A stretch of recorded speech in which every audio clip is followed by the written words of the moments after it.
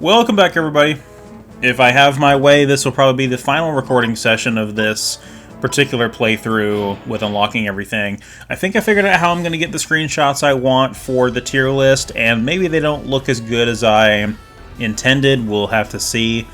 But I should be able to finish off the Empire campaign as well as the Battle Story tournament mode in this one session, I believe. So we're going to take on the Bloody Death Sword again with it's actually much lower health than what it should normally have. It should normally have 9,000, but for some reason here it only has 4,800. And we also have the assistance of a friendly Desert Shield Liger there. Even though normally we refuse the help of the allies, this mission it just kind of forces it on us anyway. We still have a little way to go. There's still some awkward missions in this campaign, like trying to find the Terra Geist hideout in that canyon in the middle of the night and trying to find the secret entrance. So there's still some awkward stuff to be seen for sure. But now that we have the Lightning Sykes, it's all pretty much trivialized. Also, I really am enjoying the red Lightning Sykes as well. We still have Empire Liger Zeros to deal with on the flip side as well. Man, I'm honestly quite impressed. I know this sounds incredibly petty and narcissistic, but I'm quite impressed with my ability to dodge enemy fire and missiles in this game when I can see them coming. It's like I can read the enemy attack patterns, and that's definitely the mark of someone who has played this game a lot and understands its mechanics. Granted, I think this is one of those games where a lot of the strategies are not exactly intended, because this game does have rather flawed controls. But I just gotta take out this Empire Liger, which I think is probably optional, but I'll do it anyway. Okay, we'll just be paralyzed and knocked back in our victory screen. That's never happened before.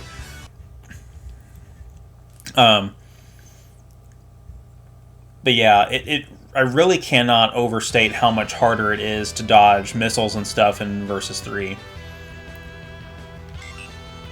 Rika, piloting the Bloody Death Sword, has been downed.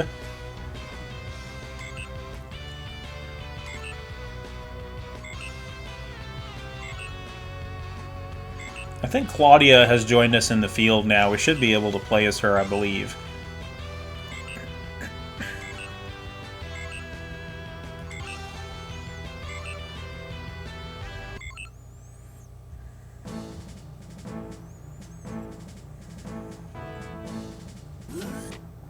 Oh, sweet. We actually unlocked the Liger Zero Empire, which I will now proceed to use.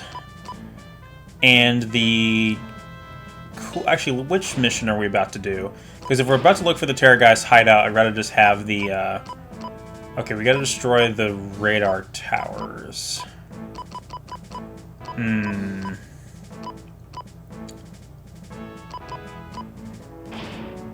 Yeah, Lightning Sykes would probably still be better for this. Do I have anything that I used? I remember in the original Let's Play I used the Genobreaker just to demonstrate it on screen because we were just destroying static targets. But I don't have nearly as many Zoids on the Empire side as I did at this exact point in the Republic side, so... the heck with it. We just want to get through this at this point. Let's go ahead and battle with the Lightning Sykes. The faster the better. We have Fast Zoid with a very reliable weapon that works at pretty much all ranges and has a decent amount of ammo. I guess the Vulcan gun is mounted on its head. I really can't say for sure, but let me see if I can find these radar dishes. They're out in the desert. I can't remember exactly what our enemy Zoid competition is going to be here. I just took a missile right to the face. Sea Strikers! I don't know why I don't remember the game putting these Gatling units on these Sea Strikers, because it just looks so funny to me, but apparently the game did it quite often.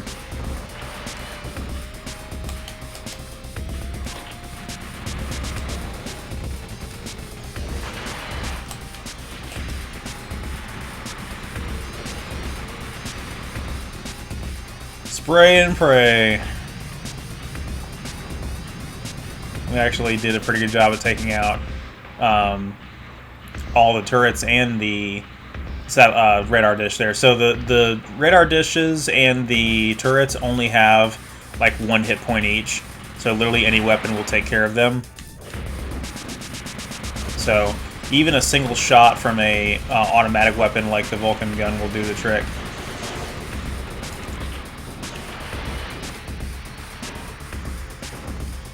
I'm not that big of a fan of how the turrets on the top of the base there have homing projectiles very similar to the cannon tortoise cannons. I think that actually might be what they're based off of, if I'm not mistaken.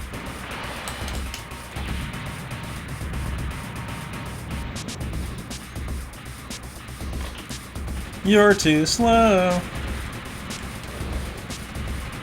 I say that, but I actually don't know anything about Sonic. Michelle's a Sonic fan, though, and eventually we will unironically play the better games in the series if there are any. I can't. Okay, I was gonna say I can't even tell what my orientation is right now. I'm not facing the base the same way, but then I figured it out. So there should be another outpost and another radar dish up here soon.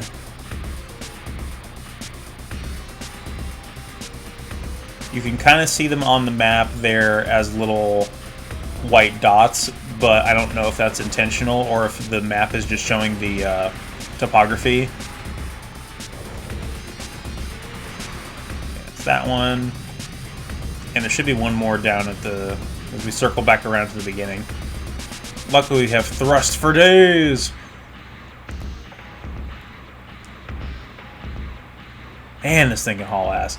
I really do want to do a speed test between this, the Zero Jaeger, and the Diablo Tiger. Yeah, I'm pretty sure the Diablo Tiger, it might actually be the fastest Zoid in the game. I think the boosters on the Jaeger will last longer. The Zero Phoenix has got to be up there as well as one of the fastest Zoids in the game. Okay, can you actually turn around and face this thing, please? I don't know what the hell is going on with my controls right now.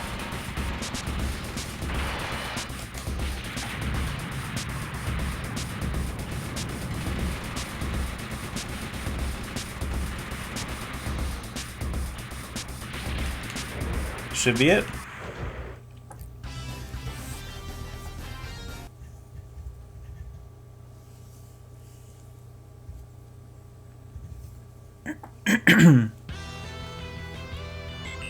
You know what I think would be a really good idea for this game? Now, way back in the day in 2011 when I did the Let's Play, there was a Spanish-speaking community that insisted on doing a series of challenges where you would basically post a challenge and submit it to the community, and someone else would submit their video of them completing the challenge, and the winner got to submit the next challenge in the next week.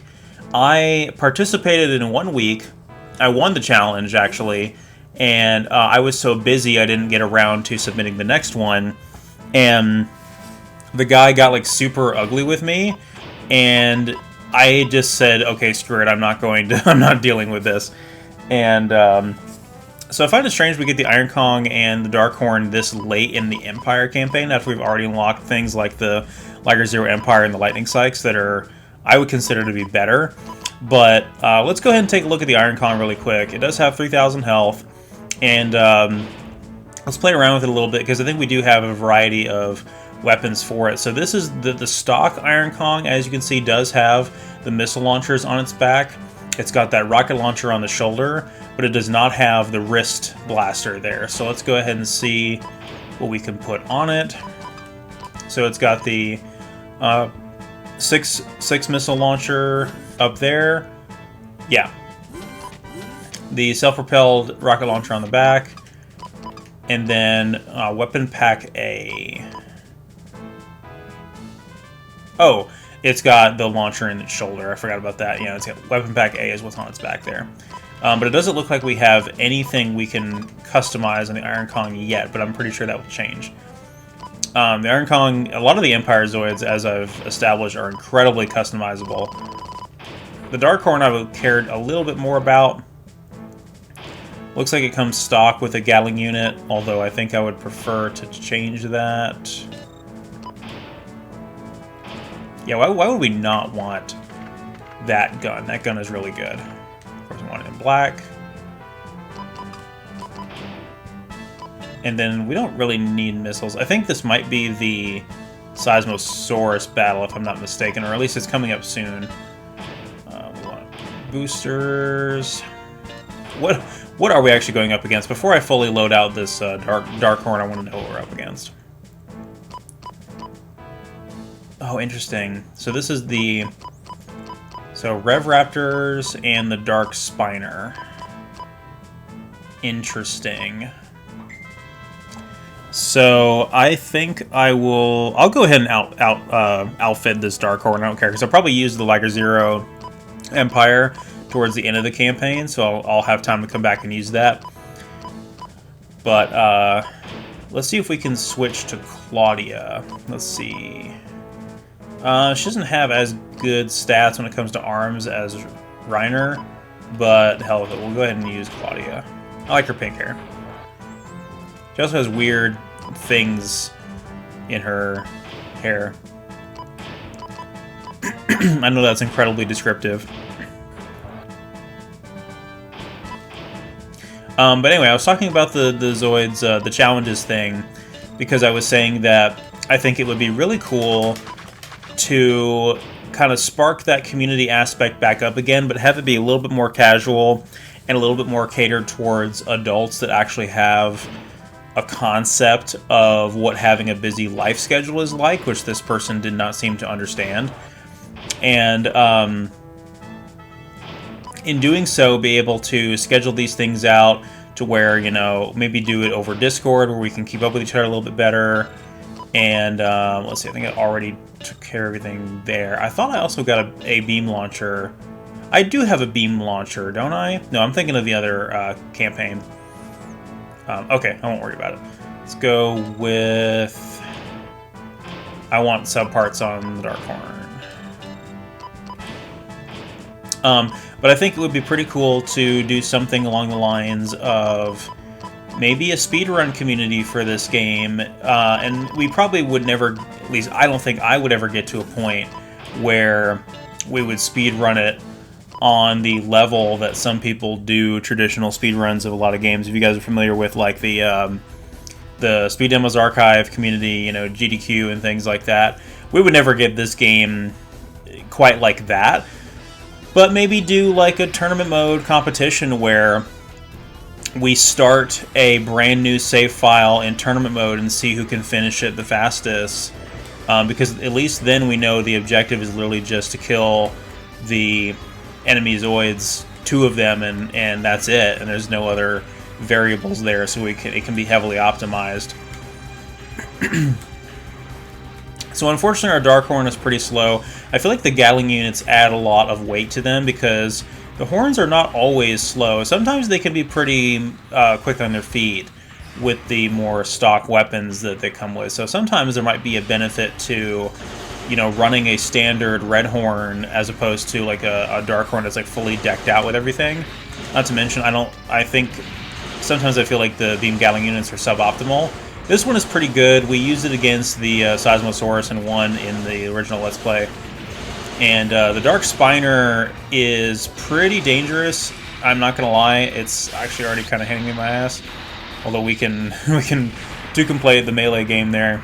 And but to me, it's one of the more dangerous dinosaur type Zoids. It has way better ranged weapons than the like Genobreaker and Berserk Fury do. I'm going to use the 80mm Grand Cannon, which I think is a really good weapon as well. Yeah, Dark Horn has great melee attacks as well, but the unfortunate part is because we're so weighted down, our little dodge maneuver there is really bad. It doesn't give us a lot of room, and then the terrain on this map is really challenging as well.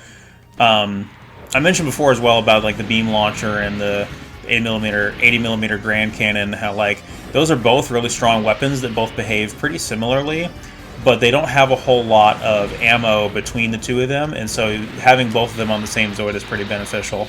I don't know why I'm like out meleeing this thing every time, but that was pretty badass. Darkhorn just dealing with the Dark Spiner there. Not how I expected that to go at all. If I had a...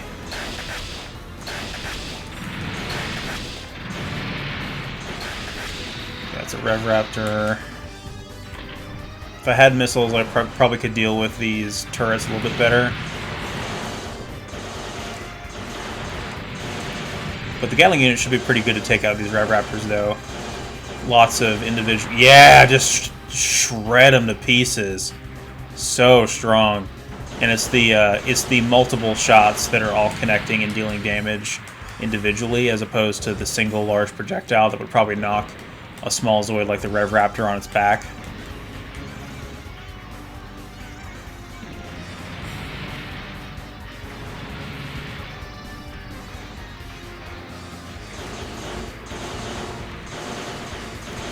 I absolutely cannot stand the fog of war on this map, though. It makes it very difficult to see anything.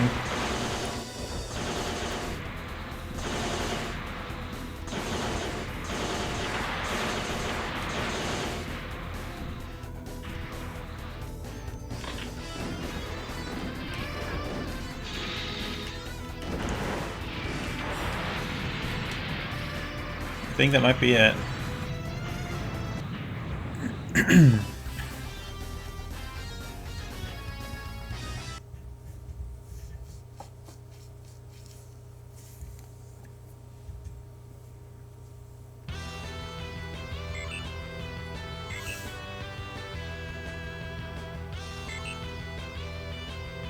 Oh boy, Ultrasaurus.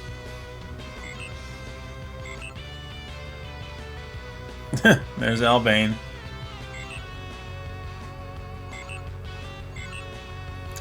So obviously we don't want to cooperate. I don't know.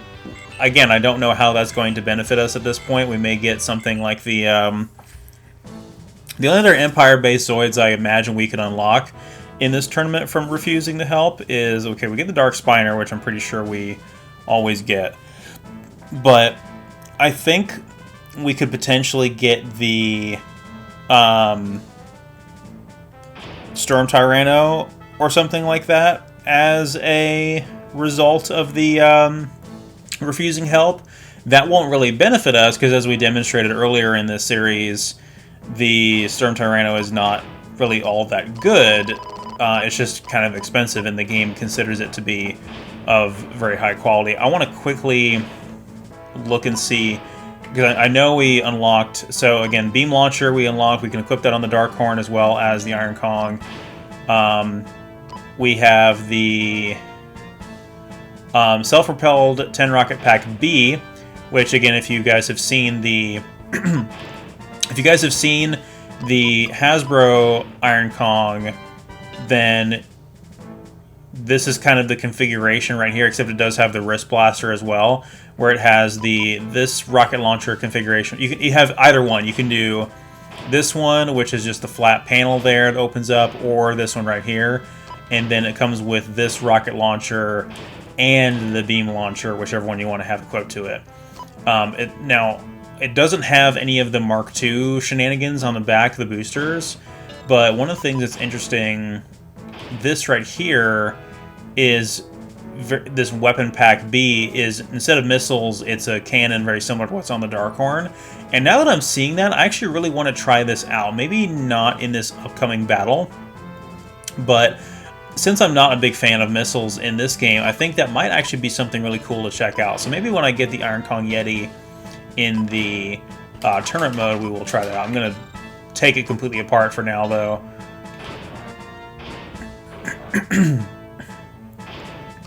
Are we fighting the Ultrasaurus this time? We're fighting the Seismosaurus. Okay, yeah, so this is the fight I used the Darkhorn on. should we use something different because I've already used the Dark Horn in this fight before? I guess the real question is, do I have the Killer Dome for the Dark Spiner? Because to me, like I said, the Dark Spiner I actually like quite a bit, but I don't actually like the Jamming Blade at all. I much prefer the Killer Dome attachment, which of course makes it the Killer Spiner, but either way. Yeah, I don't think it's what colors we have. That's pretty cool looking. That's okay. That's ugly.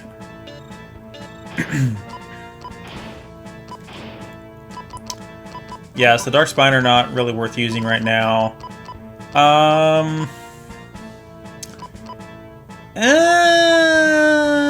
What do I want to use? Maybe I will just use the Dark Horn again. Maybe we can go with a slightly different weapon configuration. Maybe if I... Can I equip that as well as... Oh! So we can go with maybe like a Harry Champ style configuration there, which is pretty badass. I'm a little worried about mobility still. Maybe we have another... Yeah, we have a high-grade plug, which does increase our mobility slightly to offset the weight of the weapons there.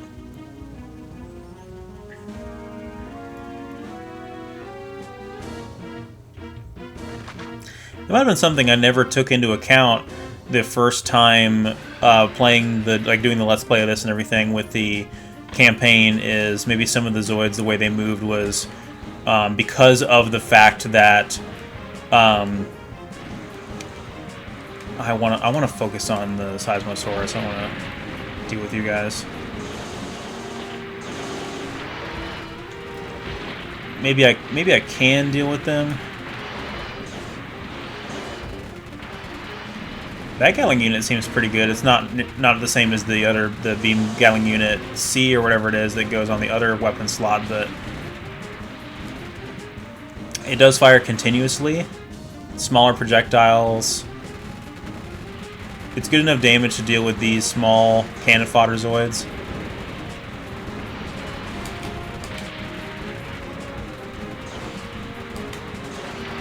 Oh, just shredding right through them today.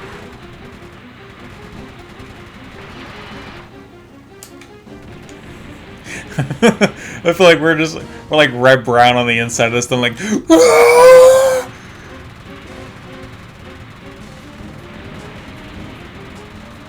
give us a minigun and plenty of things to shoot, and we'll have a good day. All right, Seismosaurus, it's just you and I now, and it hasn't taken any damage, which is not good. Let's go with beam launcher. Now we don't have a lot of health to deal with this thing, which can be trouble.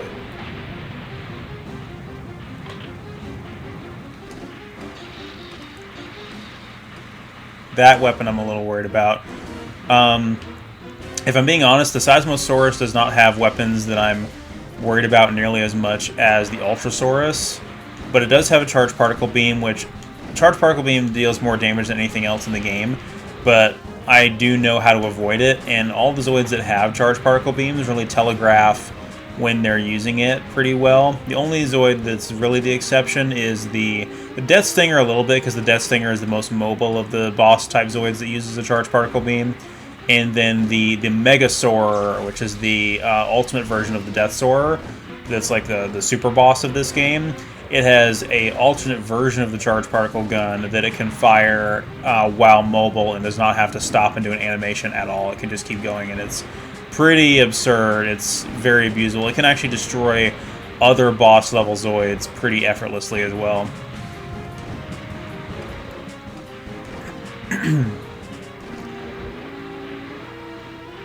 I want to know more about the Seismosaurus in the anime, but that would involve actually watching Fusers, and I don't think that's going to happen anytime soon.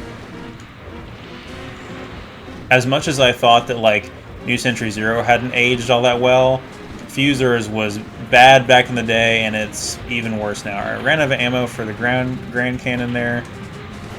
Almost like Grand Canyon. We should be able to finish it off with a beam launcher if I don't get killed here. I've got a Mulga coming up on my rear end here that wants... I guess Mulga's out for blood. Okay. Oh boy, this is bad. Hightailed out of here.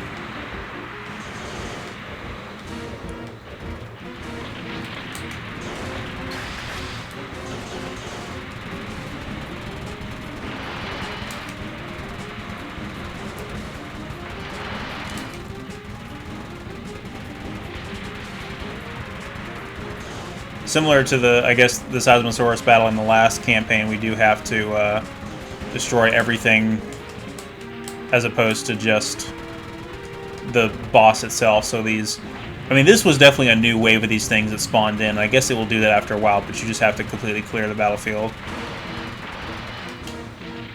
Which we have done.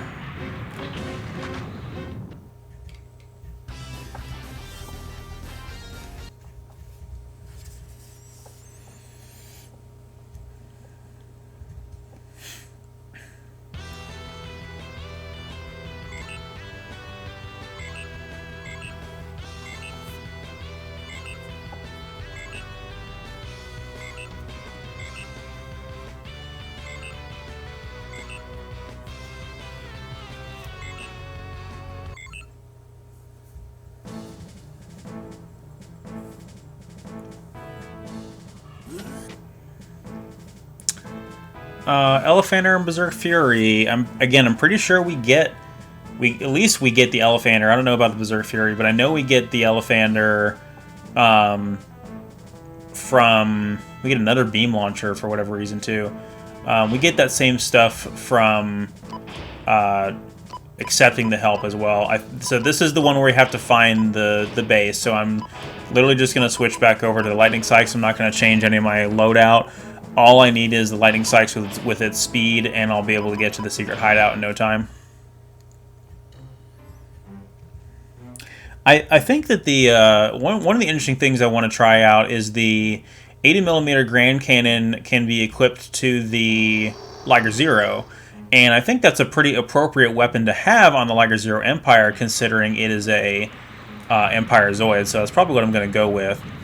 And again, if you guys didn't believe me about the Shadow Fox, like, this map really is a testament to how much better the Lightning Sykes is, because I complain about the Shadow Fox getting clipping on the terrain, and the Lightning Sykes just does not do that here. So you can clearly tell that it's a little bit better. So we're gonna continue through this canyon until we get to, again, the little kidney-shaped area there.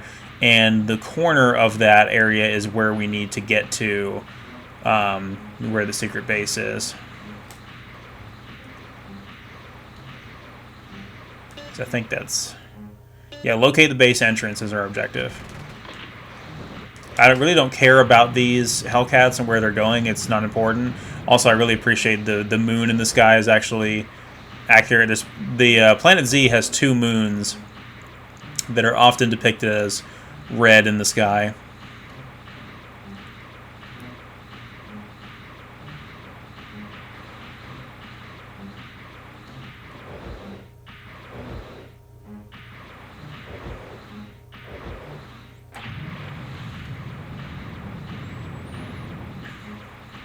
Yeah, if you guys want me to do any unique challenges or want me to try a particular tournament mode with a particular loadout, let me know. I'm definitely willing to try it. I'm not afraid to say, hey, that was not practical, I couldn't pull it off.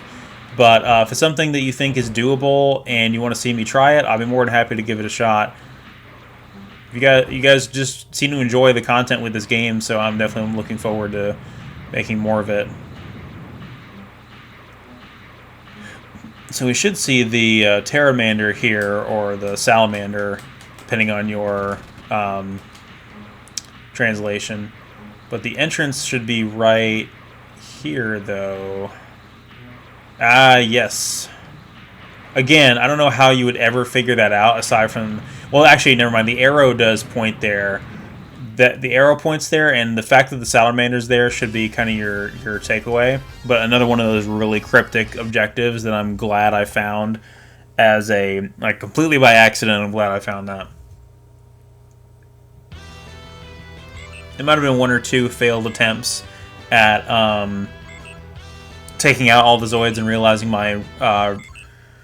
realizing that the arrow was pointing somewhere that didn't logically make any sense.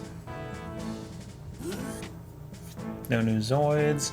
Double Pow Banker, Shell Cannon, Beam Gatling Unit B, and then I think Assault Gatling Unit is what goes on the Iron Kong, if I'm not mistaken.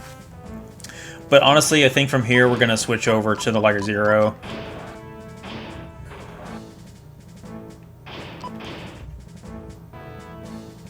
Let's see. Why are the boosters black, though? I guess they are on the model kit.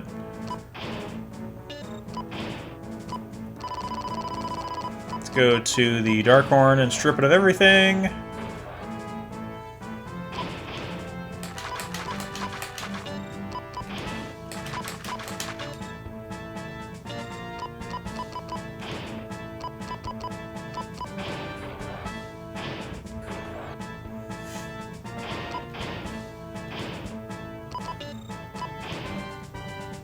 Alright, so long-range rifle.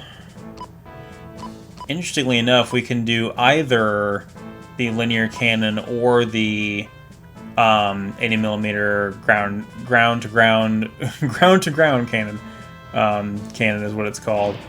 And that does look very fitting on the Liger Zero like that. Booster. Best armor.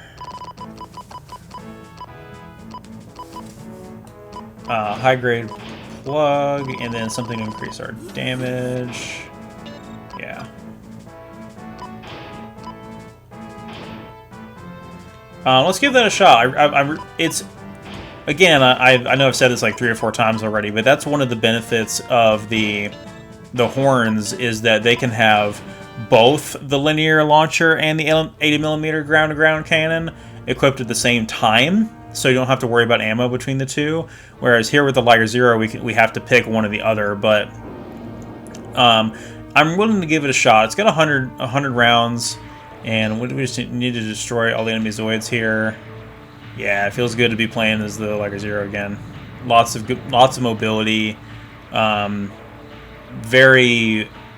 accurate Zoid in terms of its controls, which is a good thing. Just all around very balanced.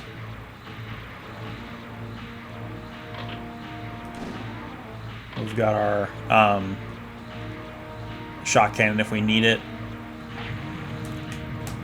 See something up ahead. So we're at the Terra Geist base again, very similar to last time, although we're at a completely different part of the base than Blue Unicorn was. Blue Unicorn was more inside in the center, but we still have to deal with Chimera Dragons.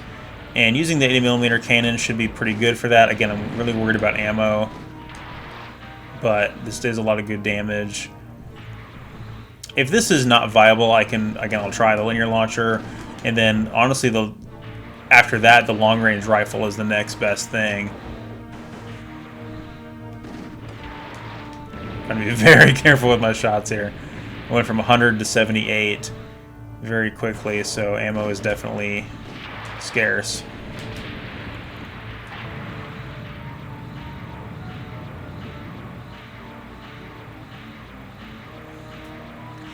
And in that battle in the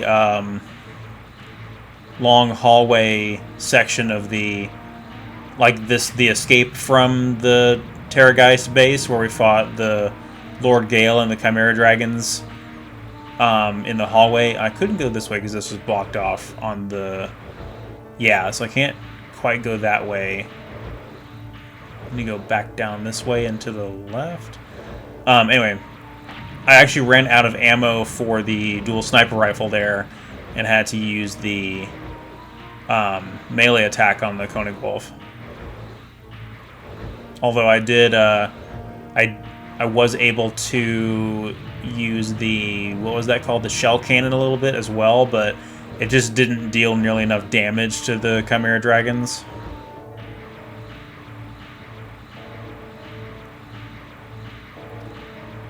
Liger Zero hauling ass.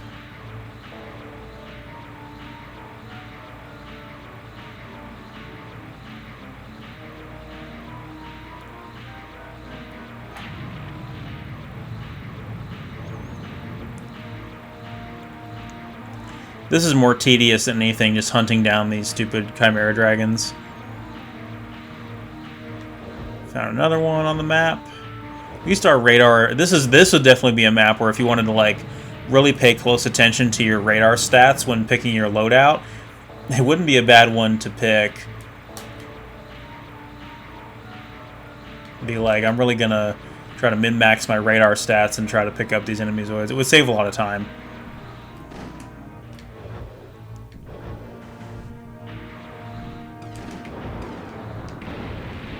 Almost.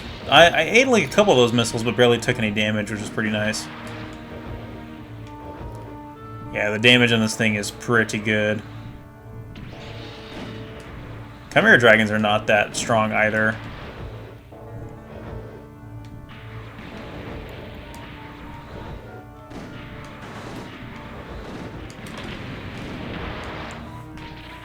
Okay, it's another one down.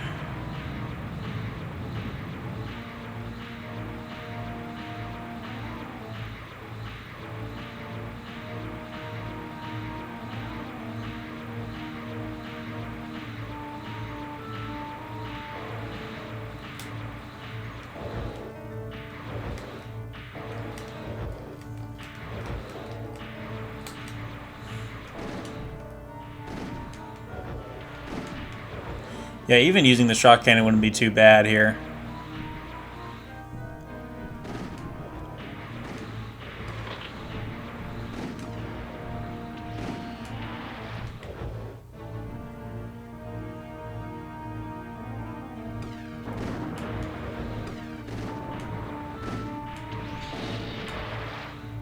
But in a tournament mode, when you don't have as many, when it's literally just two opponents, a weapon like this would probably be a little bit more viable.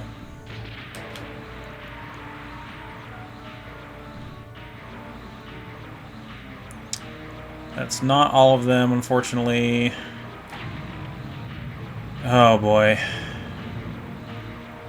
I hope I'm not searching around this map forever. Here's another one in front of me.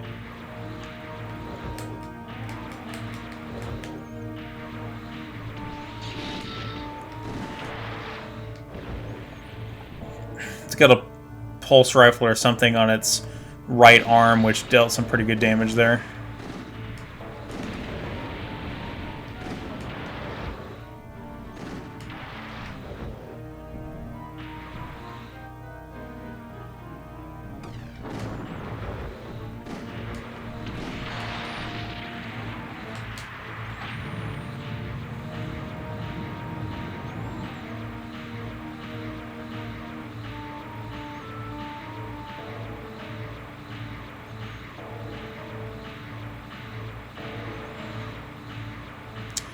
Dead end, unfortunately. This map is extremely tedious, so I apologize for the absolutely thrilling commentary.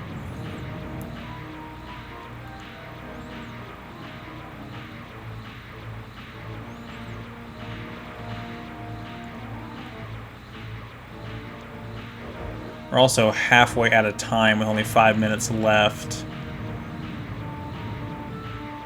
There's another one. Hauling ass to catch up to it. Hopefully it's the last one. What's interesting about this too is the AI literally has no idea what to do. Like the AI is not prioritizing coming after us or anything. They're literally just wandering.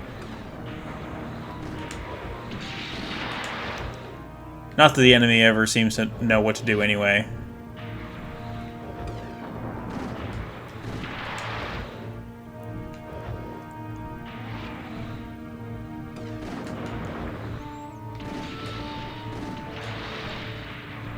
Only one shot left with this thing.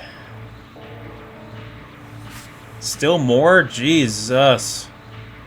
I'm over this.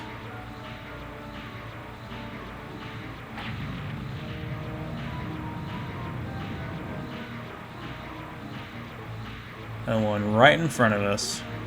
Dead ahead. Make my last shot count here and then switch to the shot cannon. Good hit. And I proceed to miss all over the place with the shot cannon.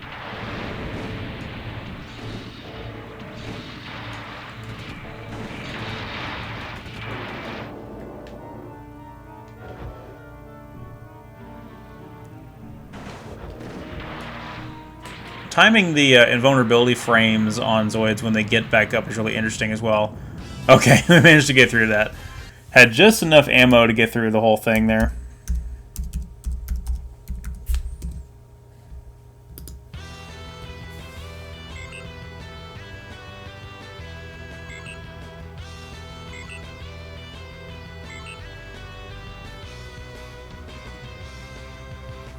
Yeah, again, they spelled guard the technically correct way, but the incorrect way in terms of the game's continuity.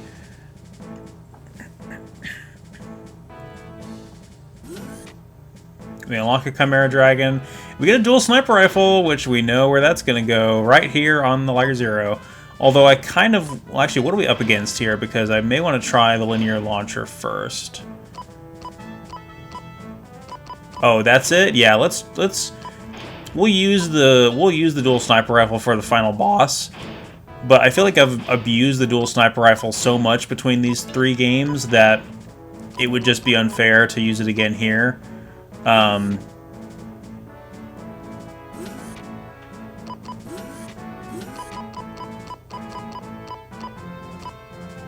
Let's go with the... What's interesting there is the...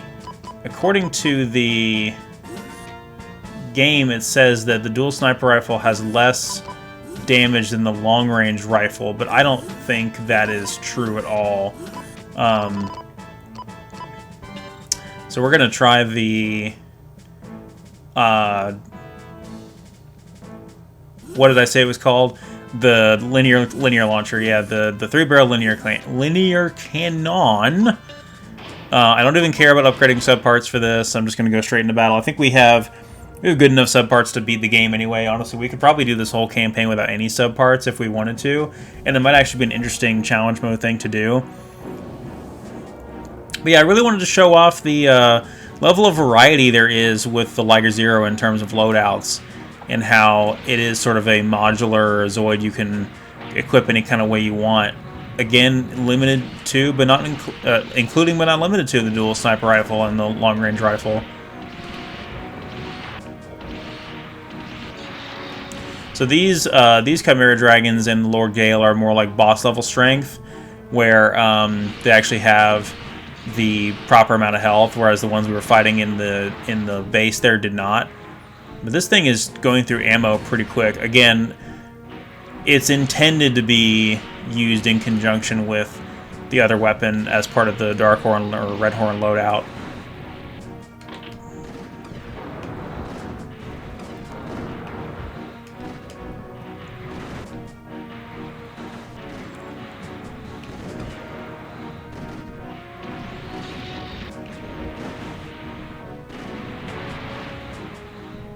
If the camera will fix itself there.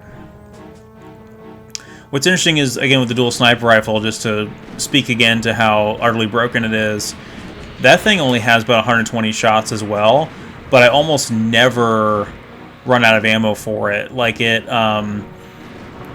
don't have to worry about not having enough ammo to kill the Zoids that I'm going up against.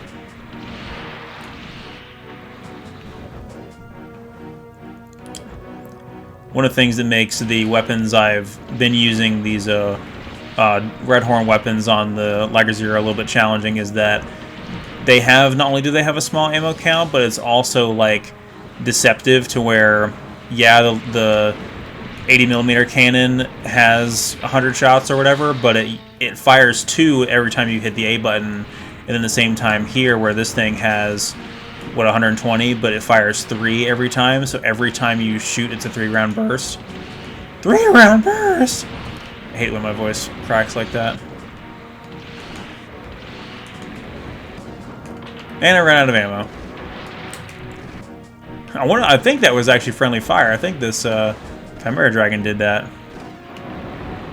Yeah, 2,500 health on the Chimera Dragon, which I think is about as much as they should have, as opposed to what that one had in the... Okay, so you see how, like I said, that 00 and LC down there, when I switch back to the linear launcher, it shows a 1 there, and I have no clue what that means.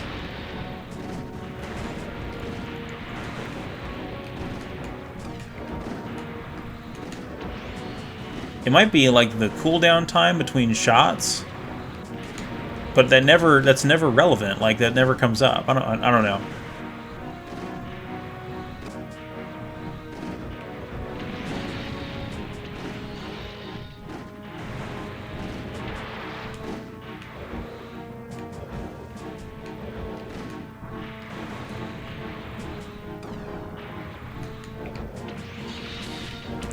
Oh, I'm out of ammo for everything. Shoot, that's not good.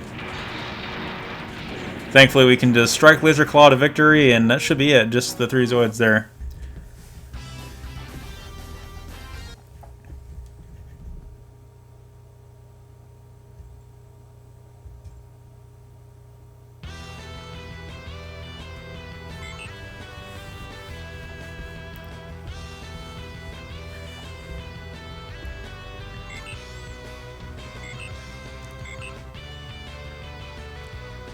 So I'm not really sure what the ZOS system is, but I guess it's like an alternate program similar to the organoid system. But I guess they developed it from the prototype experimental Zoids like the Diablo Tiger and the Cyclops.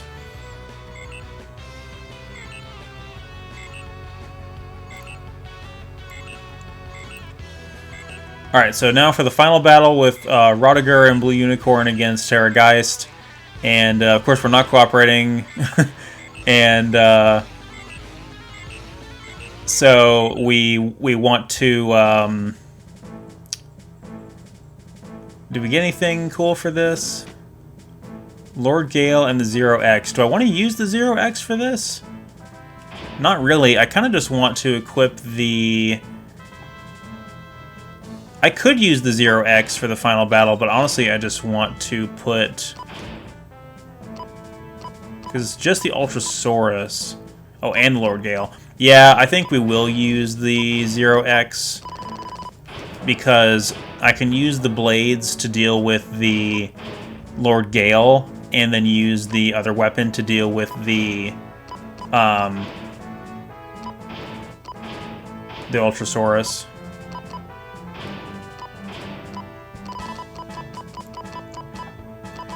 The 0X is probably the most broken Zoid in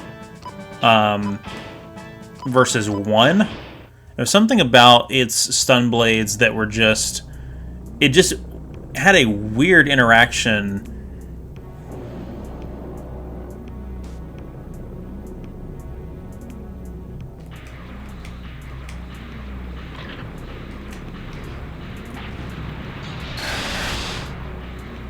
Dodging the Ultrasaurus here is going to be fun now. The 0X is also really fast and really nimble as well.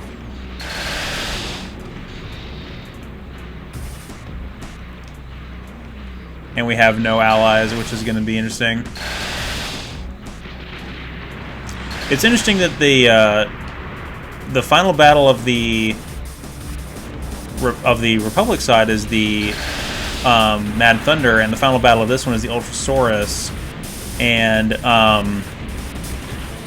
okay, so we're gonna switch to the Electron Driver, which hopefully has enough ammo to deal with this thing. It only has 90 shots, and it looks like it fires 2 every shot.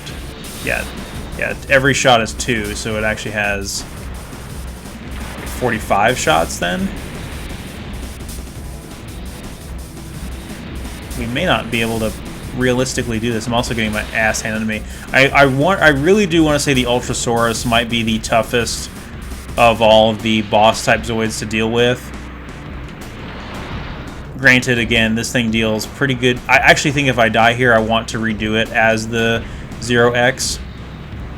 So we deal really good damage. I just hate getting clipped up on the terrain on this map.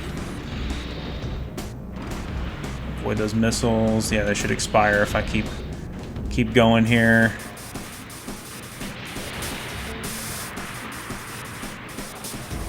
Ooh, that's not good.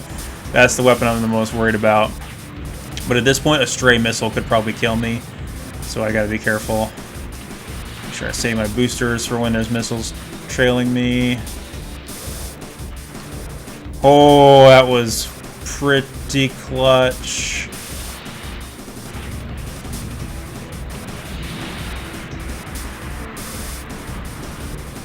And as I mentioned before, the attack patterns of a lot of the boss Zoids, including the Deathsaur and the Ultrasaurus. Oh, it's not good. Oh, I can't. I'm done. Yeah, that's it. That's it. That's it. Oh my god.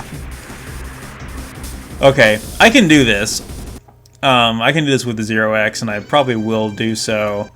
But what I was saying is the attack patterns. You can kind of predict the cycle of the weapons as the AI is cycling through them with the X button or the Y button, whatever. But they can do their melee attack and still fire at the same time. So the Deathsaur and the Ultrasaurus do that, where you might get a ground pound slam and it might fire its giant forward guns at the same time, which can be really crazy. So I just have to try not to take too much damage while dealing with the Lord Gale here. Haha, he got caught up in all the rockets there. I think I just straight up like collided with the Ultrasaurus there. Oh, he had invulnerability frames when the sucks to be you. So we should be in good shape this time around because I was at full health until I got my ass handed to me there. Ah, the Ultrasaurus.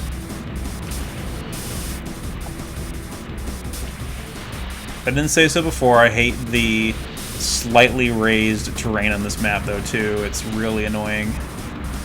I'm actually going to lay off the boosters early there to get some of my fuel back more quickly in case I've got to do this.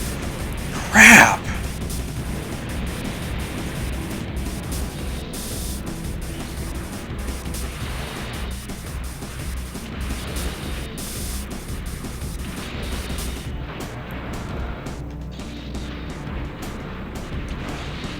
The Electron driver should be plenty good to take this thing out, though. It's accurate. It should have plenty of ammo. Well, it shouldn't have plenty. It should have enough. 5,000 health. Oh, it also deals apparently 400 damage with every shot, which is insane. That's almost... I mean, I remarked how insane it was with the Gojulas Giga dealing... what, 650 damage per shot? I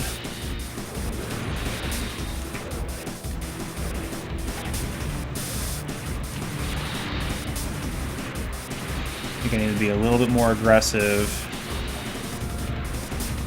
3,000 health. 26. 22. 18. 900. It's getting hit by some of its own missiles, though, too. Boom, baby. Alright, we got it.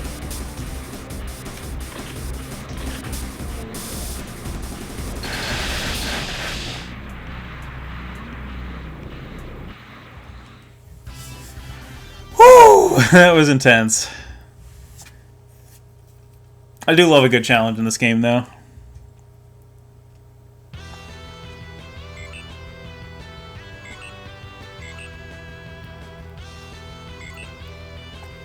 Claudia seemed kind of full of herself.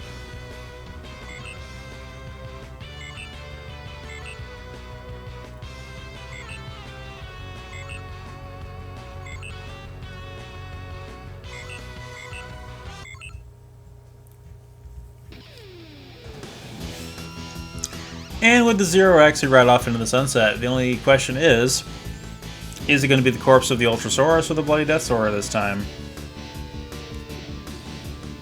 Looks like it's still the Bloody Death Sword from what I can tell.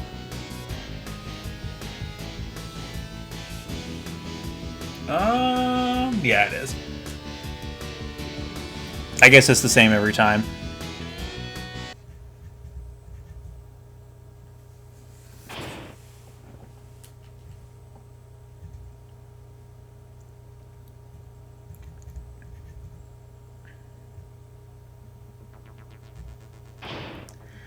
Alright, so now we should be able to segue right into the final tournament mode, the Battle Story tournament mode.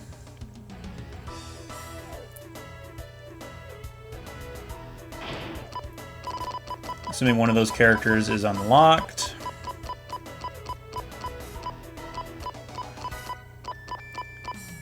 Yep, we're good.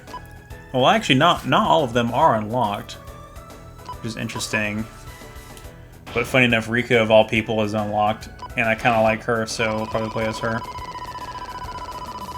And I guess we'll have Cookie. Shoma's stats are really bad. Yeah, that's fine. I guess we have to finish this to unlock the rest of the characters.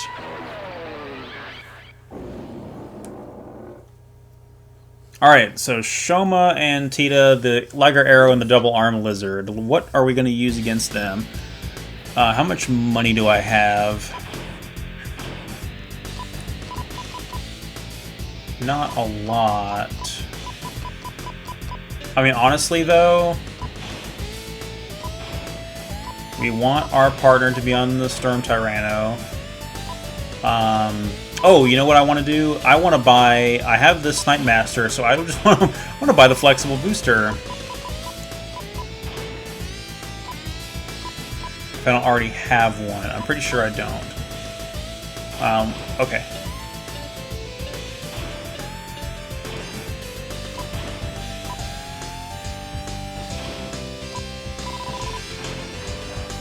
We could always put the Flexible Booster on the Cannon Tortoise as well, but the Snipe Master is going to be a little bit more bulky. And if we want to, we can always... I need a booster for that. If we want to, we can always use the Sniper function as well. Rika's kind of cute, I'm not going to lie. I mean, evidently she's evil, but I mean... sounds like a win to me. This is definitely strange, guys. Like, I never would have expected I'd be going into battle with this configuration, with a Snipe Master with an offensive loadout, colored in black, with the Storm Tyranno as my partner against the Battle Story characters, against Blue Unicorn here, which I remember this fight in the original Let's Play. The Double Arm Lizard... Again, it basically has the exact same type of loadout as like the Fusor Dragon does. Some of the same weapons. A lot of those weapons are just not very good, and the way that it moves... I think I tried to demonstrate the Double Arm Lizard a little bit in one of the previous videos, I think, and I was like, yeah, no, it's just not good.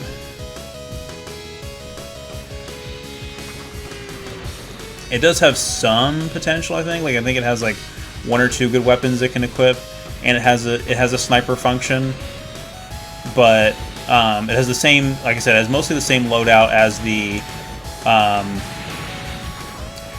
this could be bad. Liger Arrow's coming up. Liger Arrow just got hit by one of its landmines. The bipedal dinosaur type Zoids like this also have a really weird walk cycle that is kind of counterintuitive. Cookie, I need you over here like ASAP, bro. This Liger's gonna... oh my god. But yeah, the Gun Sniper, the Snipe Master, they all have this really weird walk cycle. They don't have that gait like the quadrupedal Zoids, like the Saber Tigers and Shield Ligers and that kind of thing do. That was dangerous. Once we deal with the actual Double Arm Lizard, we'll be in good shape. Oh god.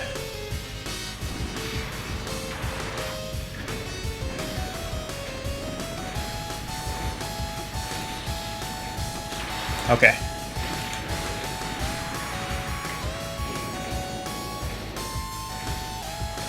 shield is big yikes. Also, I could get a stray shot from the underbarrel shock cannon and be in bad shape as well. Hit the thing! Oh my god. Alright, so... I think I demonstrated enough in the campaign that the flexible booster is decent, but this tournament mode might be a little bit too tough for it. Because right out of the gate, more so than some of the other campaigns, we're dealing with some tougher Zoids.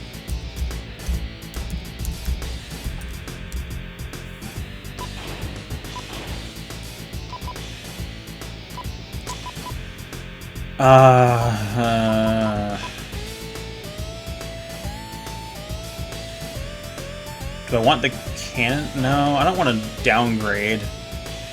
How much is a Dark Horn? Actually, you know what I want? I think I want...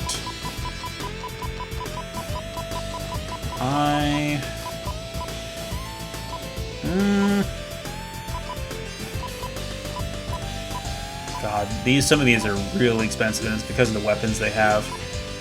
And some of their base stats as well. Also, the D-Bison Lena, there's no reason why it should cost as much as it does. It's not that good. I'm going to get a base Red Horn, and I'm going to leave it exactly as it comes, with exactly those weapons. And I also kind of want to get this one right here, the armored one. I think I'll do that for this save file. I'll get a variety of Zoids. I want to get a booster for it, obviously. I don't think I can afford that right now, but we should be okay.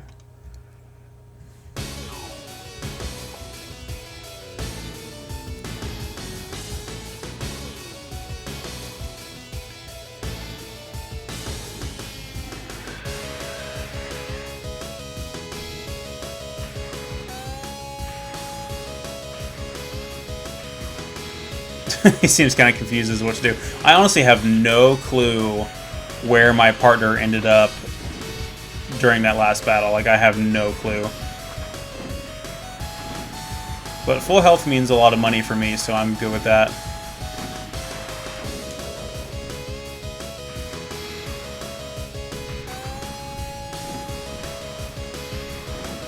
I seem to be having a hard time lining up my shot, which is super annoying.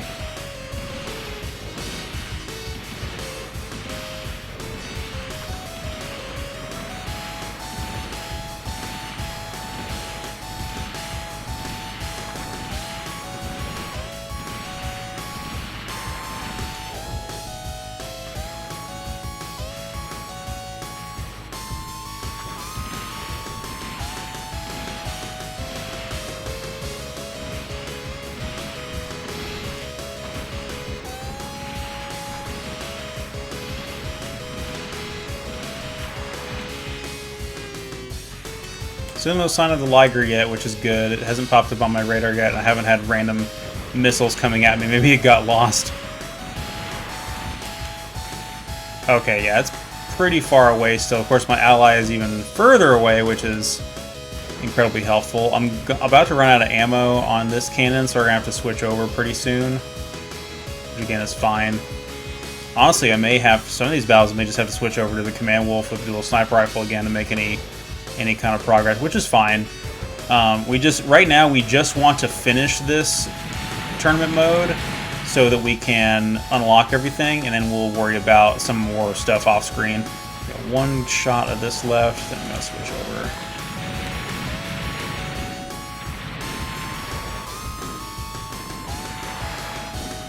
There we go.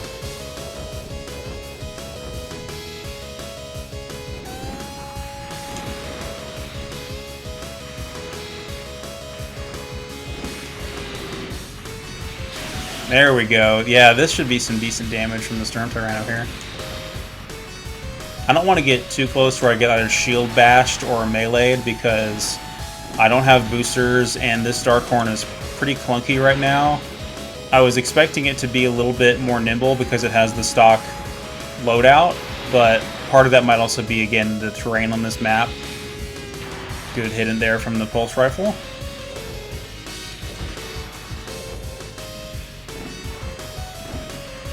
Shield is up.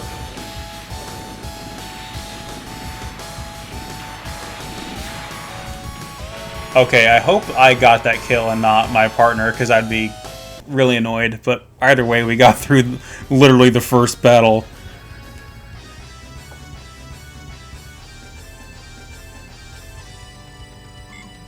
Okay, yeah, we did get credit for it.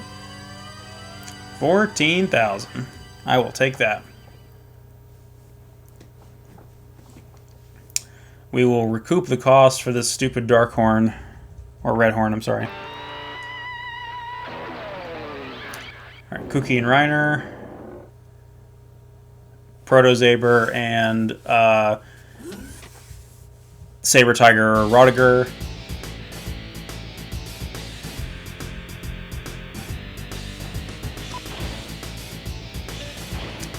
We can't afford anything right now. I'm just gonna have to switch back to the Command Wolf.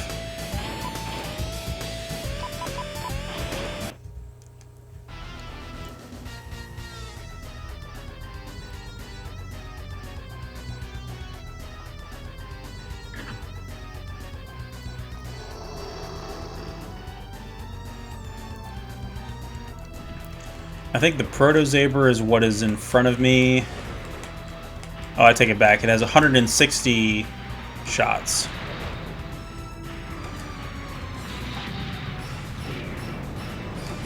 This is the same map we did with the Snyder at the beginning of the series.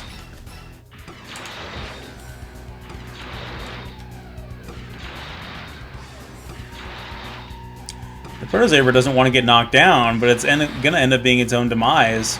Wow, we literally just stun-locked it to death. That was remarkably quick.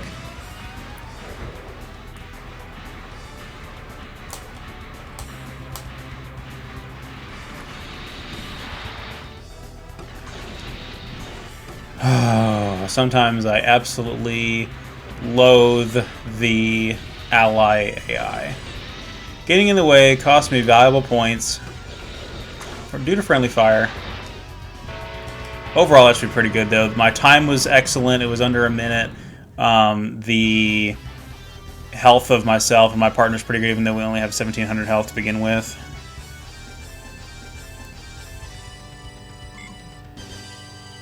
Another 14,000. I'll take it.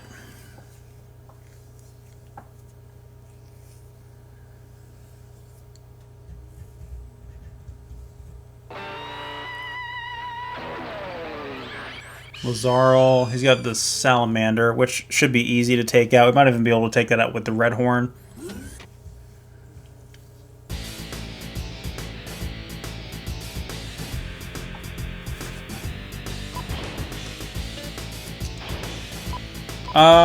What do I want to buy next? Let me figure that out first.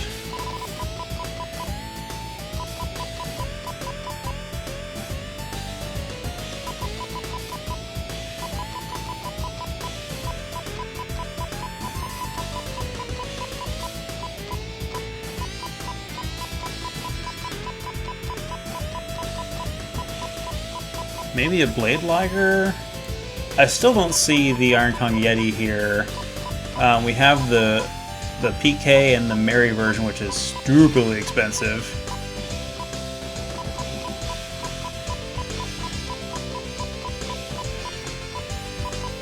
Diablo Tiger and Cyclops are now available. I need to put in the code for the Energy Liger. I forgot to do that. Killer Spiner is available. I kind of want that. How much is a Blade Liger? Blade Liger with attack boosters is $47.50. $48 for the Mirage. Okay, we'll hold off. Let's bring in the Red Horn and just go straight into battle.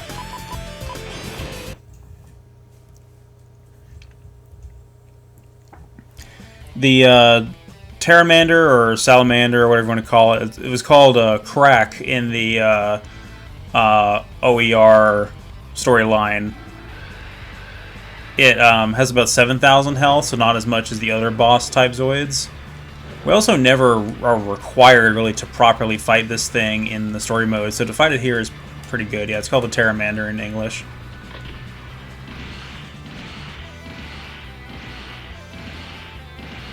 We want the Storm Tyranno to keep its distance, though, because we don't want it to run in that flamethrower attack and take any needless damage, because this thing is slow and easy to hit, and we should be fine to take it out. I'm not really worried about this fight at all.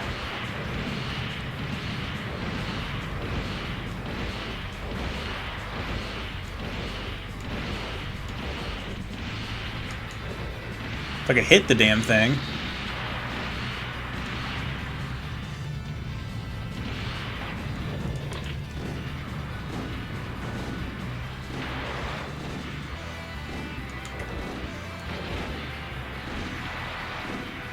A little worried about ammo, but I should be okay with the 80mm ground-to-ground cannon, because even though I'm losing some shots to when it gets stunned in the invulnerability frames, I just gotta watch that and hold off my fire.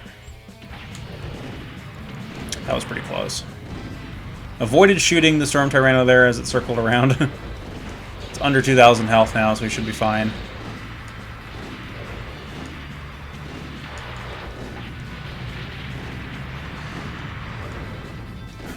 Again, avoided shooting it.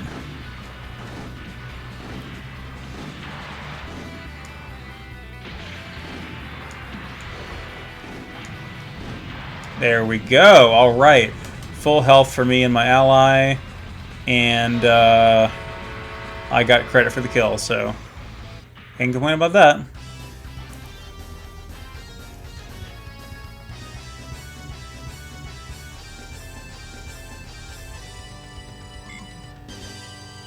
Nice. S rank, 18,000 points.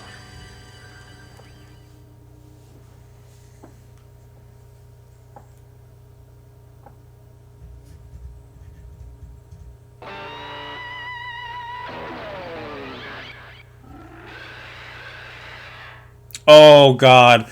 Oh, this fight. Ooh. Oh. Oh, this one is brutal. The Gojulas Giga is just an absolute powerhouse in this fight. This is the one I've been talking about and been dreading. Can we do this with a Blade Liger? Is it practical to do this with a Blade Liger?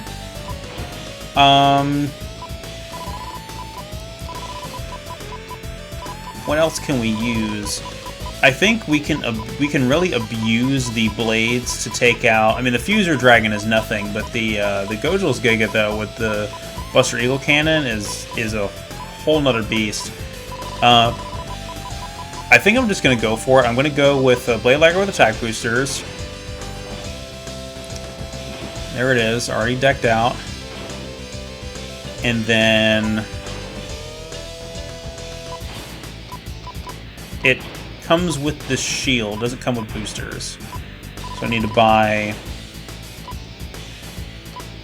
rocket booster.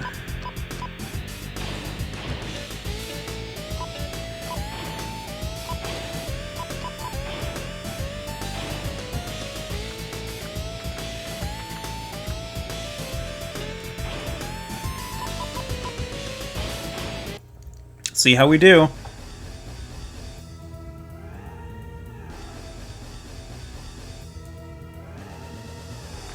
I'm pretty sure this fight I either did with the Lightning Sykes or the Koenig Wolf, and it was clutch. Like, I probably died a couple times to it. Yeah, we're just going to go ahead and use the blades here and just annihilate the Fuser Dragon. I'm a little slow, which I don't care for. Hopefully we're behind enough terrain and everything to where the Gojulas Giga will leave us alone. Maybe I can have my partner kind of keep him busy. Two absolute tyrant dinosaur type Zoids there.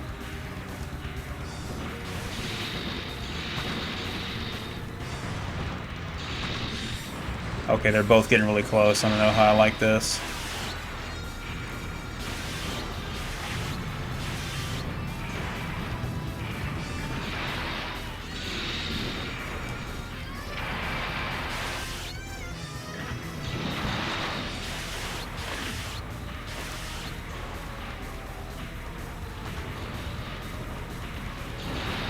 Oh, that was unexpected.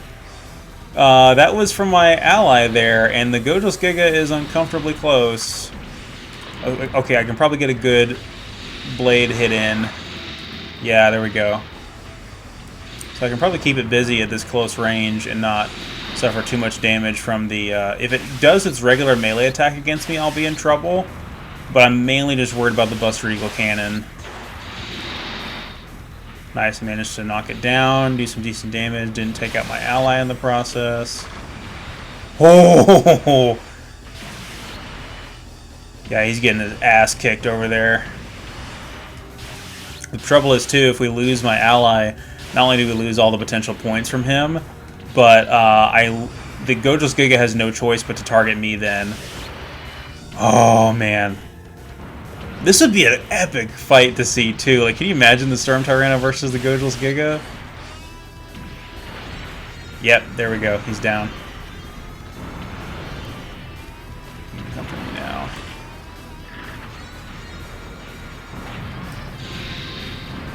Okay, I should be able to sneak attack with the blades from behind.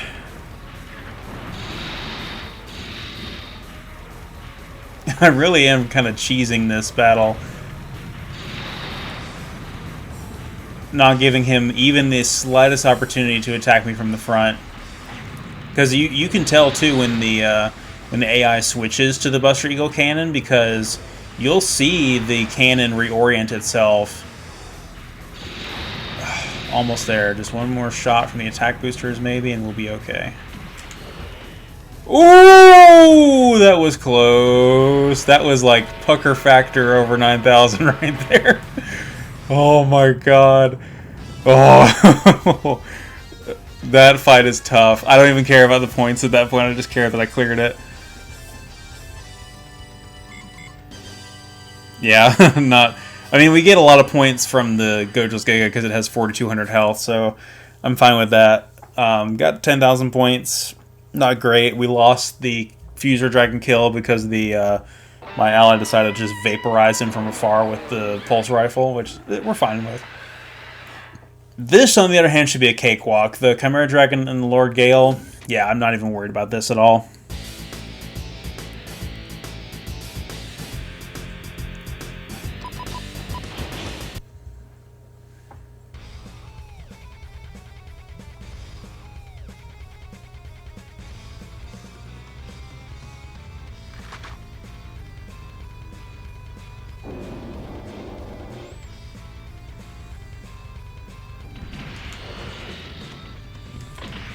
I think I just want to... Oh, God, my ally's like right at my butt.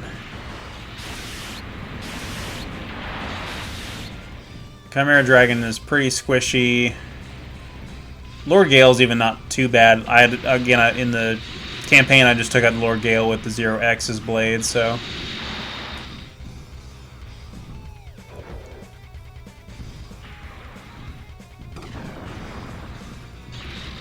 Pretty awkward predicament we're in here.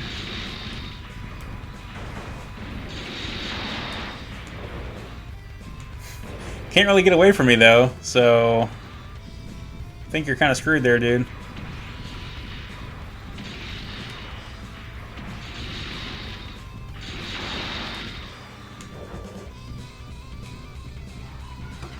Riveting gameplay here. Yeah, we just literally just savaged him in the corner. He was helpless.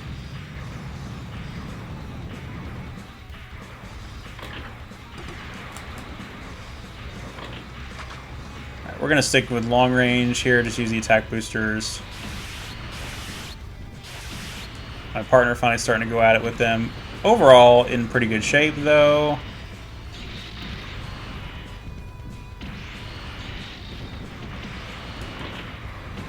Okay, yeah, I'm getting sick of this. Come here, Lord Gale.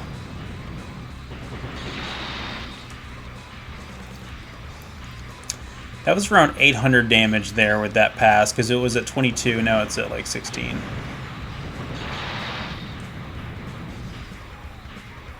Or 600 damage, I should say.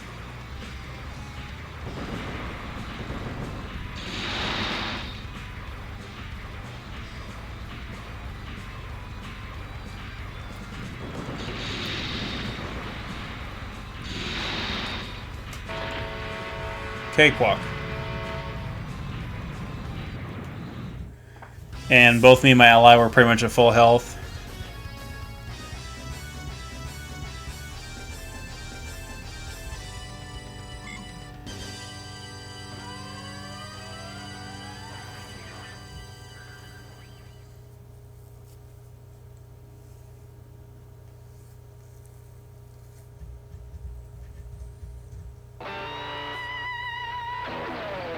Leviathan with the Death Stinger.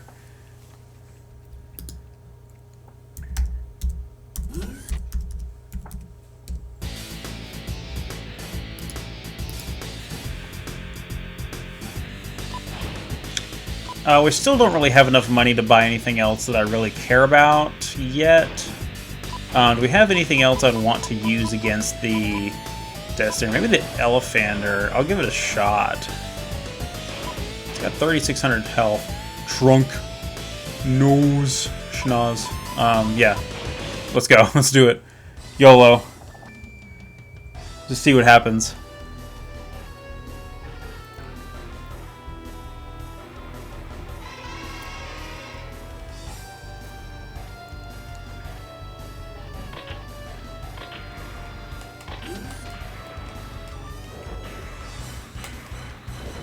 This might have been a bad idea. I'm really slow. I forgot how slow the Elephander is.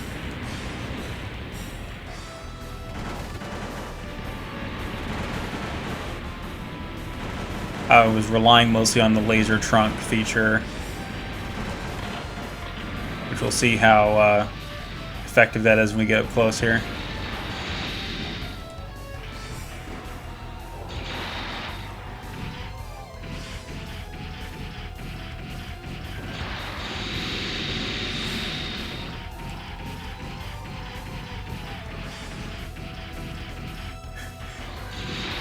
Oh, actually, very effective. We may have the secret sauce here. Actually, oh my god!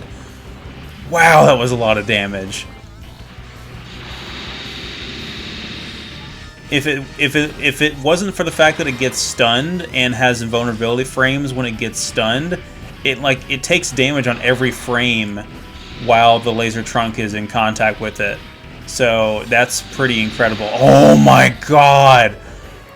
Wow! What the hell? We just cheesed that so bad. I didn't expect that outcome at all. I thought we were gonna do horrible with the Elephander. Yeah, that's definitely an S rank. Like that time. Beating it in under a minute and everybody at full health.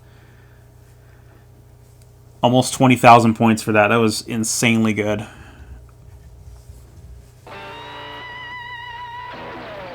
So these characters are from Zoids Saga.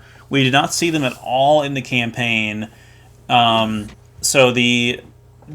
interesting about the Zoids Saga trilogy is it had a localization very similar to the Versus trilogy, where the second game was localized and not the first or third, and it was released under a different name. So the English game on the GBA, Zoids Legacy, is actually Zoids Saga 2, for those of you that don't know. So we're going to go up against the Trinity Liger and a Koenig Wolf. Trinity Liger I'm not worried too much about, but do I want to buy anything new yet? I don't think so.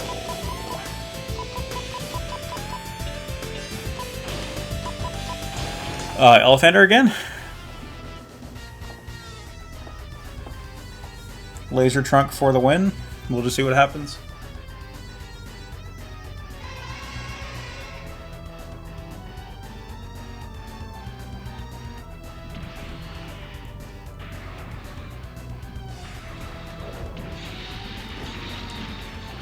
Oh yeah. Oh, Koenig Wolf with the long range not the long range rifle, the dual sniper rifle.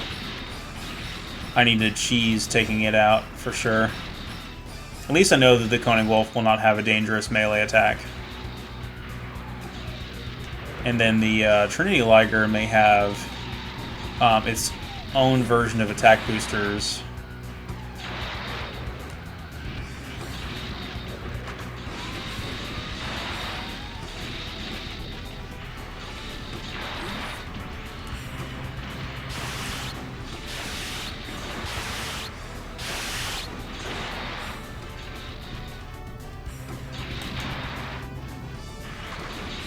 this does not appear to be working all that well. We're actually losing a lot of health and not really making much progress here. The Koenig Wolf remains mostly without a scratch.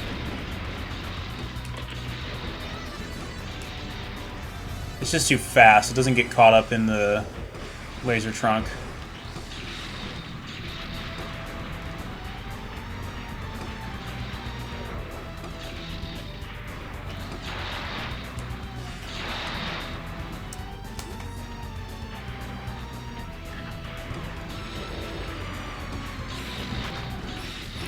Yeah, we're gonna die.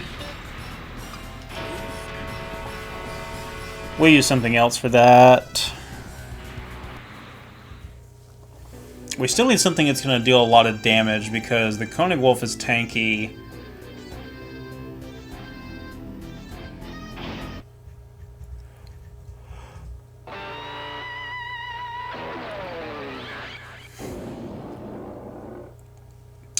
It might be time to break out the, what do you call it?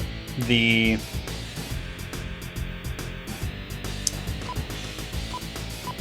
Blade Liger again. Because we can use the blades to take out the Koenig Wolf, more or less, and then just use the attack boosters on the Trinity Liger.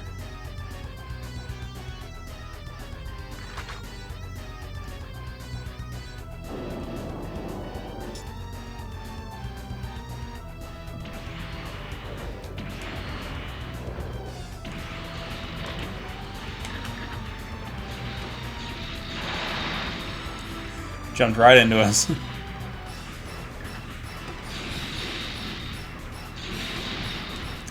Two of my favorite Zoids going at it, unfortunately.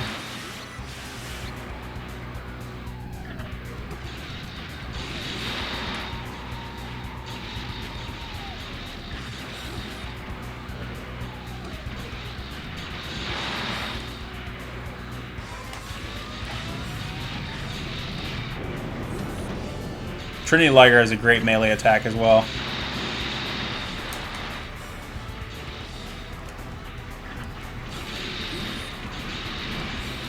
I have a lot of people that really want to see me play the Zoids Saga games, mainly Zoids Legacy, the one that's localized, and I fully intend on doing it, but I don't really have any way to record it. I guess people really want me to play it on an emulator or whatever, and maybe I'll consider that, but I actually was wanting to play Zoids Legacy casually recently, but I couldn't. Neither me or Michelle could find a regular DS charger, so I couldn't. There was nothing I could play it on. Now I think she actually does have a proper Game Boy Advance that she can charge. I can play it on, which would be nice.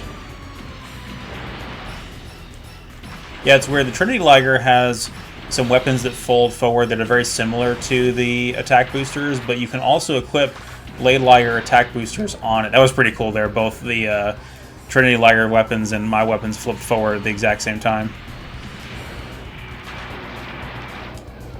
Let me see how it is. I'm not going to switch the blades. I don't want to risk it at this point. I just want to finish it off with the attack boosters. There we go. No idea where my partner is, but at least he was at full health, for the most part.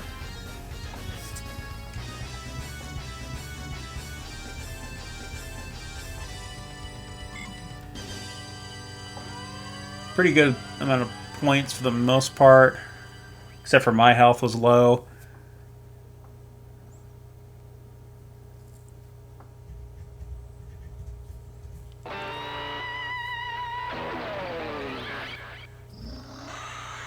Damn, that midriff. Flam, I guess is his name, or Blood. I don't know.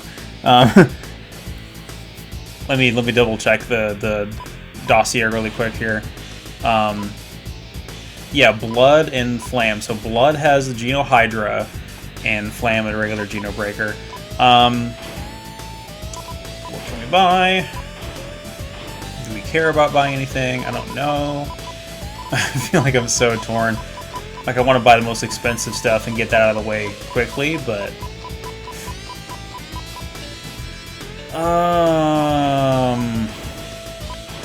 Also, I think the Geno Hydra is really kind of overrated. I don't think it's all that good, if I'm being honest.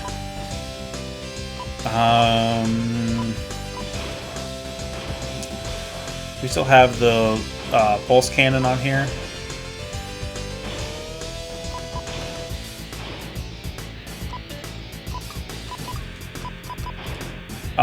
Did we buy the pulse cannon? Oh, the pulse cannon's on my, I know what happened. It's on the Storm Tyranno, so.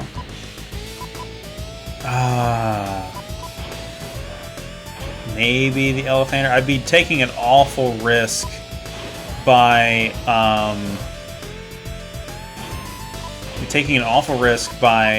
getting close to the Geno Breaker, though, with its melee attack, but maybe it's worth it.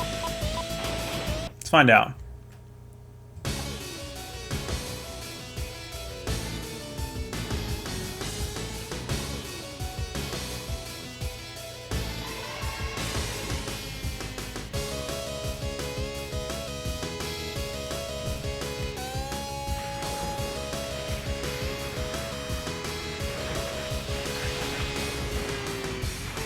Cookie just looks tired. You know what? I'm gonna let you guys do your thing. Or am I, actually? Don't walk in front of it, don't walk in front of it. Okay. God, it's crazy how much bigger the Storm Tyranno is compared to the Geno Breaker. It's also just handing it its ass, which I'm actually pretty impressed with.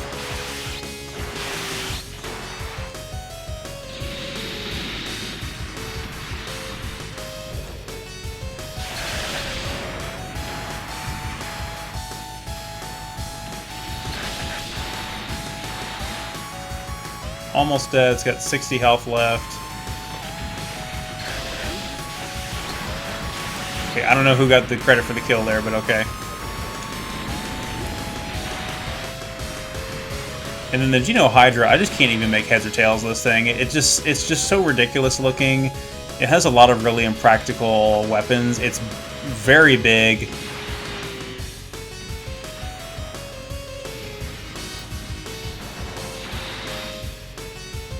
And it should be rendered pretty helpless by the laser trunk here.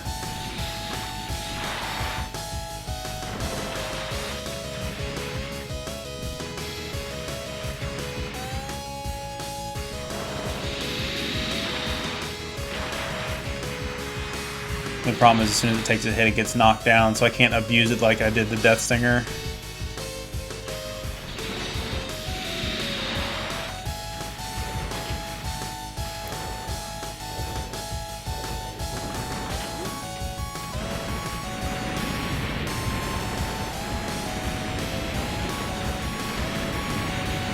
Nice, my ally just kind of sniping it from afar.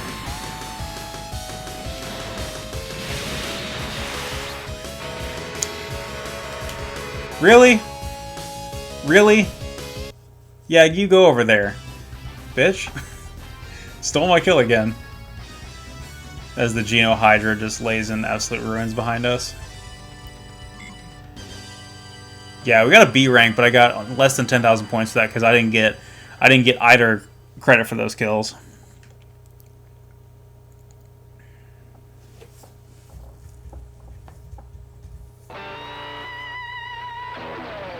Zeru and Juno with the... Oh god, what is that thing called? So she's got the eagle thing. Something tiger, let me see. Blitz Tiger, that's it, and Griffin Zoid, yeah. Another Zoid exclusive to the Zoid Saga series that they brought into this game. It's got a few attacks I'm kind of worried about, if I'm being honest. Can I just buy a Lightning Sykes? I think I would feel a little bit better if I just had Lightning Sykes. It's definitely my go-to, like, comfort Zoid.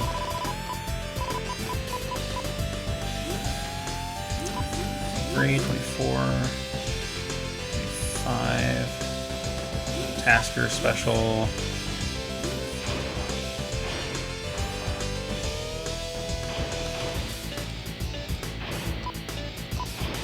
Alright, so Lightning Sykes, BS. I like the color a little bit better.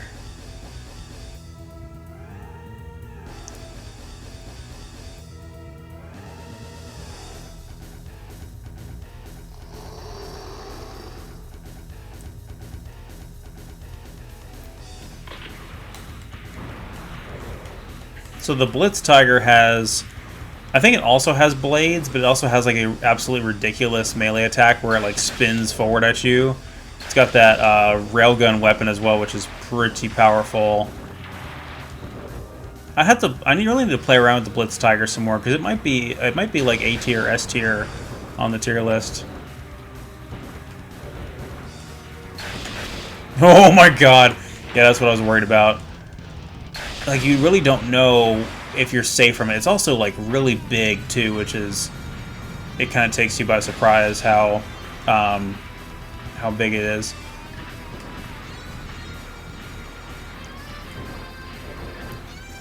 Again, something that should be pretty trivial for the Lightning Sykes here.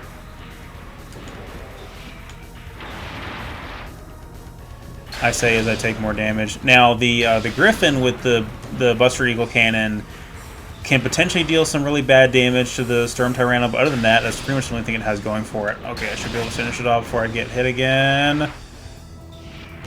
Okay. So we're in critical health range, and my ally's probably about to kill the Griffin here. If I can get the kill for it... Usually that seems to be a pattern of what happens on this map is... Okay, we got the kill for it. Revenge from last time, you jackass. But that seems to be what happens a lot on specifically that map, is your ally just seems to savage the other Zoid with melee, which ends up working out pretty cool in your favor. Got a decent amount of credits for that, not too upset.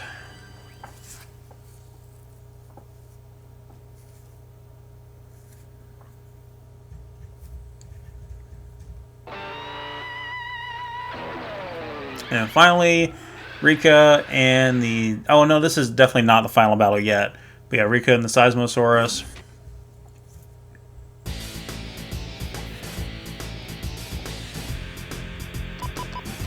We're just going to stick with the Lightning Sykes, of course.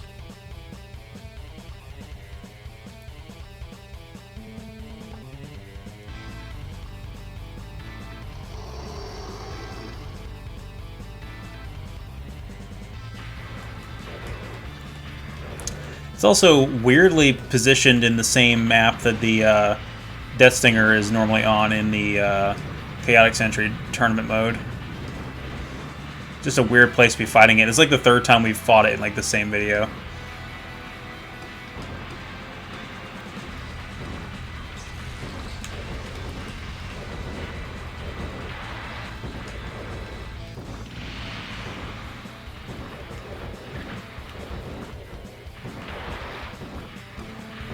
Oh, that's not good.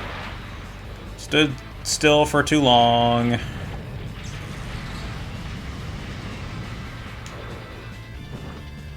I try to stop when it uses its Charged Particle Beam, so I know I can get some good damage on it while it's not moving or using any other attacks.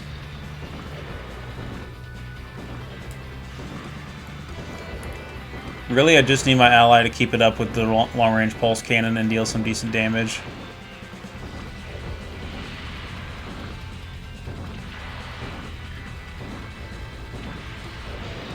Almost got it though, under 1,000 health. Please do not steal my kill. Okay, you're down. That's good. Okay, I think we got it.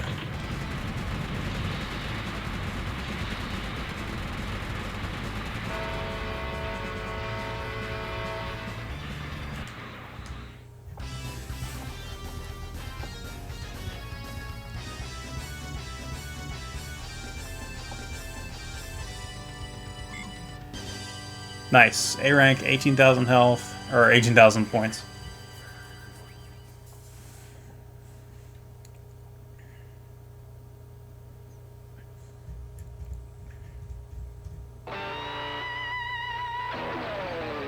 Viper, who again is a character from Zoids Saga, who I don't know much about, and he's got the This is just a really big boss gauntlet here. Actually, I guess with the this might be the only one of the tournament modes to have the Mad Thunder in it. But we fight the, which is pretty cool, honestly. But we do fight the Salamander, the Death Stinger, the Mad Thunder, the Seismosaurus, and the I guess we're gonna fight the Bloody Deathsaur at the end. So yeah, a lot. Which I think the Mad Thunder is probably a little bit more challenging than the Deathsaur, maybe. But in the Chaotic Century, when we had to fight the Death Stinger, the Deathsaur, and the Ultrasaurus, but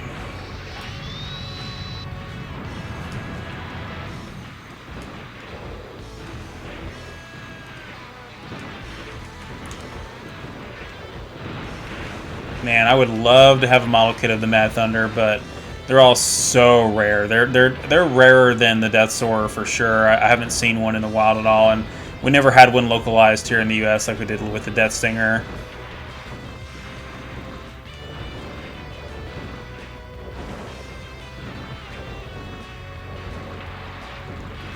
It's already almost dead though. Holy crap. And as I say that, I take like a third of my health in one hit. And I take another third of it with another hit. Don't talk shit about the Mad Thunder, guys. Like, it's bad news. I could still lose because of random missiles. I think I got this, though. I'm not super worried about it, even though I'm like one hit away from certain death. Yes, got it.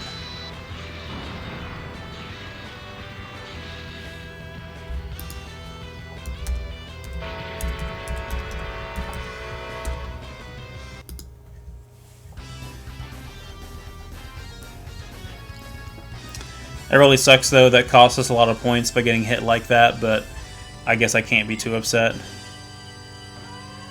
16,000 still pretty good.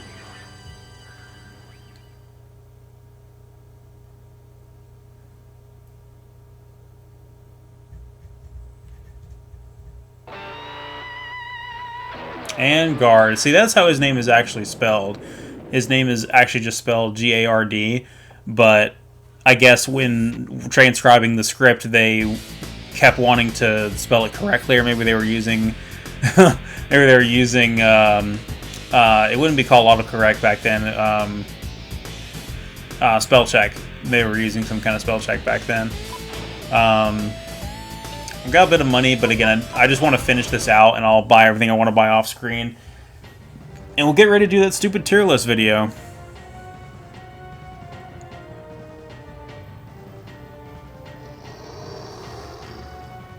This should be pretty easy. I think out of all the boss Zoids, I have the Deathsaur's attack pattern down to a science. That doesn't mean things can't go horribly wrong, because they can, but I think it's the one between the standard version and the Bloody Deathsaur, and even the Megasaur, that you fight the most. You don't actually fight the Megasaur intentionally in this game at all. And I don't think you do in Versus 3 either. I think it's just an optional boss.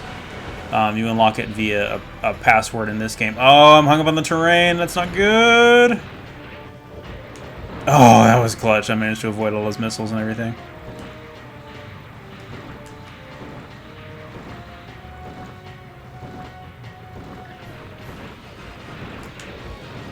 I need to start moving again. Deathsaur is big, but in this arena, it just looks so small for whatever reason.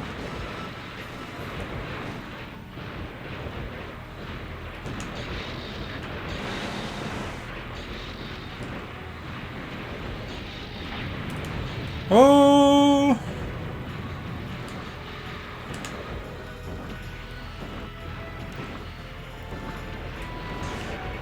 Definitely a lot tankier than the Mad Thunder fight there. Losing health a lot slower, maybe because we can't afford to hit it as often. Man, I'm not surprised I took damage there, because that was a stupid move on my part. I got way too close to it. Gotta watch those abdominal guns as well. Those are the worst.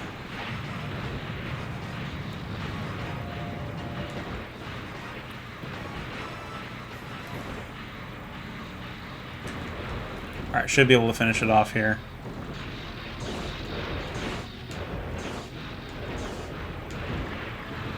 Of course, it could switch back to that head cannon and just blow me away at any time. Yep, there it tried to, but I think I got it.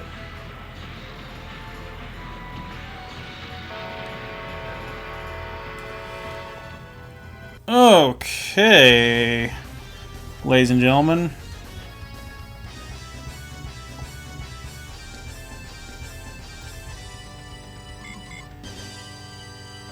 Yay, we got credit for the kill.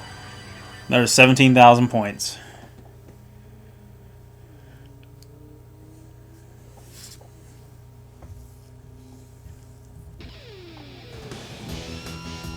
Alright, so that's probably going to do it for this little session, guys. Thank you guys again so much for watching. I appreciate all your support with the channel and with this particular series as well.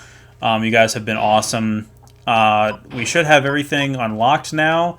I do have to put in the password for the energy liger, but we should be able to do the tier list video. So I'll see you guys.